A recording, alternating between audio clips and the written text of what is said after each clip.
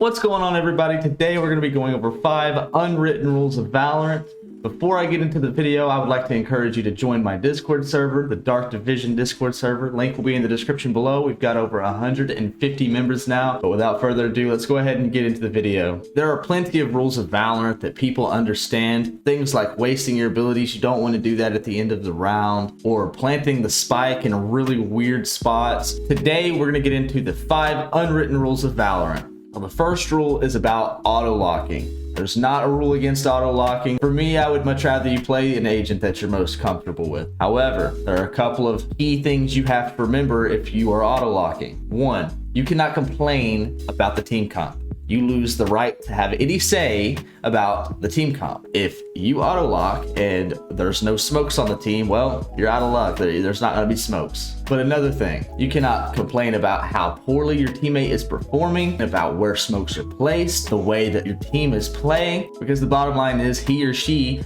probably felt like they had to fill and play an agent they're not comfortable with just because you auto-lock. Because of that, you are not allowed to complain about anything for the rest of the game. And another thing, if you auto-lock, you are allowed to not do as good as you normally would. That is okay, as long as you're doing your job. If you auto-lock Jet, as long as you're entering and you're clearing angles and you're getting information for your team, then you're okay.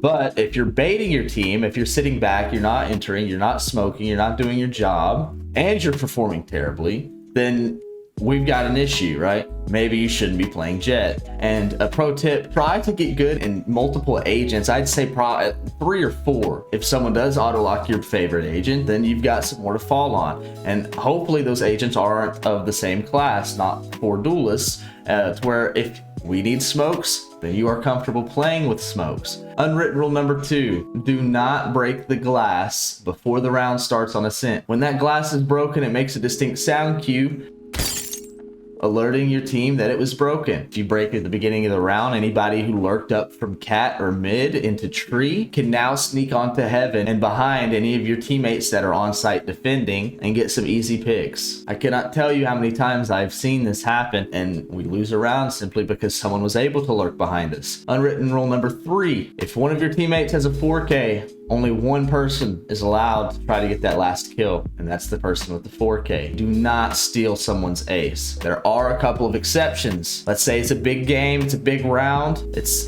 9-10, it's 10-9, it's a close game, late in the game. You know where they're at, they don't know where you are. Secure the round. That is okay. However, if you have 4 or 5 teammates still alive, let the guy with the 4K take the kill. If there's only 2 of you left, maybe your teammate with the 4K has low health, there's a way around it. If he or she calls that they want the kill, let them go first, swing with them. That way, if they miss or if they die, you can secure the kill and secure the round. Otherwise, if those 2 cases are not present, get out of the way. Unwritten rule number 4, when you die, make your call out, give the enemy's location, how much are they hit for, and then shut up. There's no reason for you to be complaining and talking about what happened or what went wrong right then and there in the middle of the round when your teammates are trying to clutch it up. Just watch the round, let it play out, give yourself a little bit of time to cool down before the next round starts. And then when the next round starts, hopefully you've cooled down enough to really think about what happened and really assess the situation and have a better mental going into the next round. Unwritten rule number 5, when you and an enemy see each other,